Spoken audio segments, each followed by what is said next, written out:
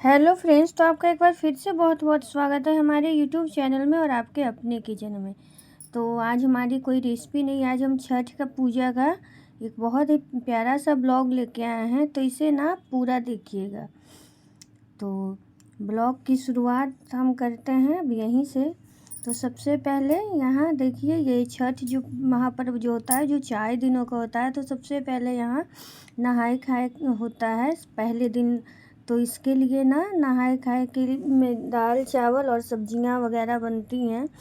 तो इसे हम लोग चूल्हे पे बनाते हैं, आप गैस पे भी बनता है पर हमारे यहाँ चूल्हे पे ही बनता है।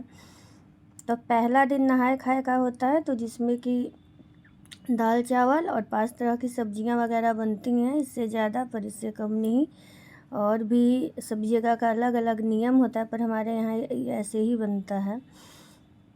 तो नहाए खाए के बाद दूसरा दिन खरना का होता है। इस दिन खीर और रोटी का प्रसाद बनता है।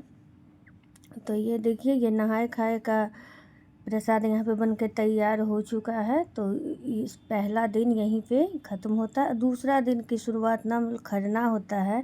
तो सबसे पहले यहाँ हम लोग कोई भी पवित्र नदी में स्नान करते हैं। तो ये मैं बिहार से हूँ, बिहार पटना से। तो गंगा जी में हम लोगों ने स्नान किया और उसके बाद खरना प्रसाद की तैयारी करेंगे। ये देखिए, थोड़े से मैंने ना बाज़ार के क्लिप्स लिए हैं। पूरा यहाँ पे पटना शहर ना सज धज के और पूरा तैयार हो चुका है छठ पर्व के लिए। तो ये रूम है, यहीं पे हम लोग छठ पूजा करेंगे। तो गंगा जी में स्नान करने के बाद गंगा जी का पानी वगैरह लेके आते हैं और उसी से छठ का प्रसाद बनाते हैं। तो ये रूम को मैंने थोड़ा सा आपको दिखाया है, जिसमें भी मैं व्रत करूँगी। तो यहाँ पे ये देखिए, आम की लकड़ी और गोईठा वगैरह से ही बनता है ये आज का दिन का भी प्रसाद भी।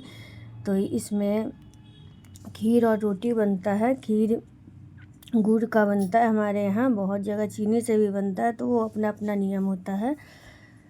तो ये देखिए, इसे हम लोग बहुत ही अच्छे से साफ़ सुथरा होके और बनाते हैं। और उसके बाद शाम में इसे भगवान को अर्पण करने के बाद, छठ मैया को अर्पण करने के बाद इसका प्रसाद ग्रहण करते हैं। तो हमारे यहाँ इसी तरह से होता है।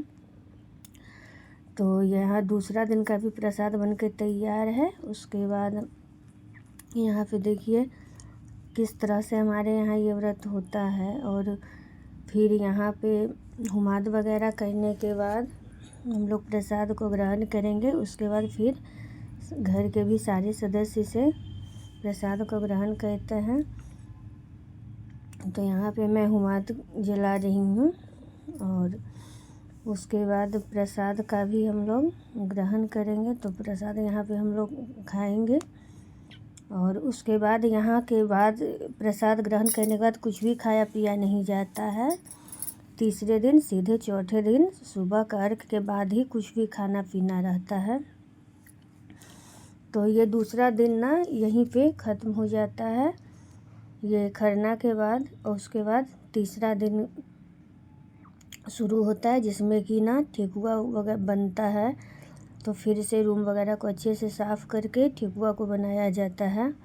और उसके बाद सारे प्रसाद वगैरह, जिससे कि हम लोग अर्घ देते हैं। तो ये संध्या अर्घ का है। ठेकुआ को हम लोग बनाते हैं तीसरे दिन सुबह सुबह नहा धो के। उसके बाद ये तीसरे दिन का संध्या अर्घ की तस्वीरें हैं। हम लोग घर पे ही अर्घ देते हैं, क्योंकि गंगा घाटों पे ना बहुत ज़्यादा भीड़ होती है। तो बहुत से लोग घर पे ही अर्घ देते हैं, तो मैं भी घर पे ही अर्घ देती हूँ। तो ये तीसरे दिन शाम का समय है। तो तीसरे दिन अर्घ देने के बाद फिर चौथे दिन सुबह का भी अर्घ पड़ेगा।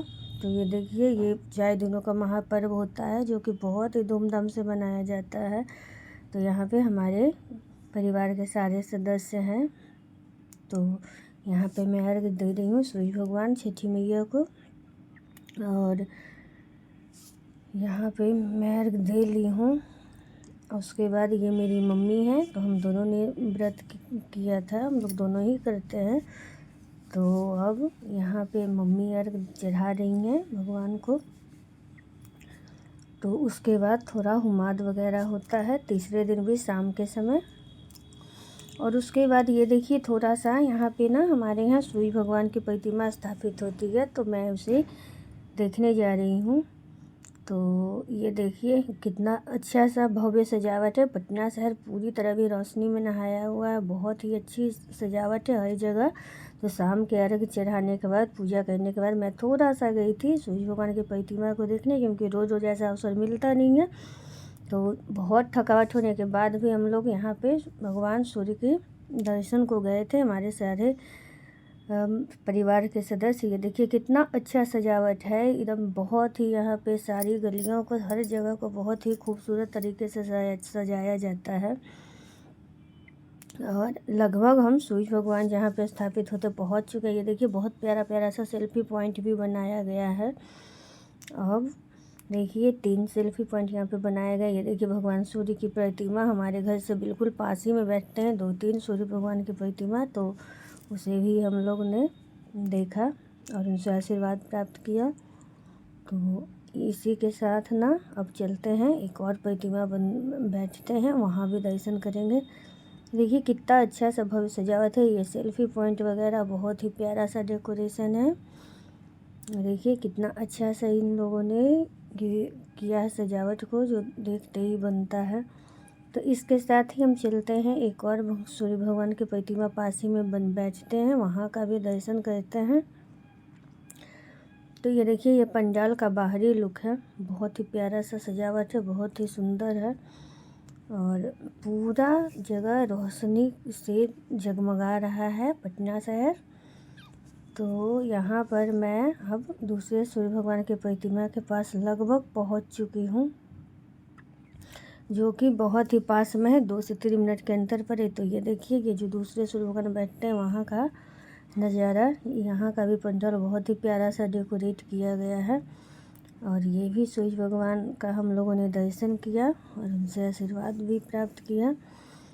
और बाहर से भी मैं आपको पंडाल दिखा रही हूँ। देखिए कितना प्यारा सा पंडाल है, दोनों बहुत ही सुंदर तरीके से बनाया गया है। तो अब ना हम लोग तीसरे दिन का जो पूरा दिन था उसे हम लोगों ने सूर्य भगवान को दे दिया, फिर भगवान की दर्शन किए। इसके साथ ही तीसरा दिन का ना समापन हुआ। अब चौथे दिन का ये सुबह सुबह है। यहाँ पे उगते हुए सूर्य भगवान को अर्घ चढ़ाया जाता है सूर्योदय के समय। और यहाँ पे सारे बच्चे पटाखे जला रहे हैं। तो सुबह में, शाम में सूर्यास्त के समय सूर्य भगवान को अर्घ चढ़ाया जाता है और चौथे दिन सूर्योदय के समय। तो सूर्योदय के समय हम लोग अर्घ चढ़ाएंगे, उसके बाद यहाँ पे थोड़ी सी पूजा वगैरह करेंगे और फिर यहाँ पे हुमाद यहाँ पे जलाया जाता है, जो जिसे कि जोरत कहते हैं वो। और सारे घर के सारे सदस्य यहाँ पे हुमाद करते हैं।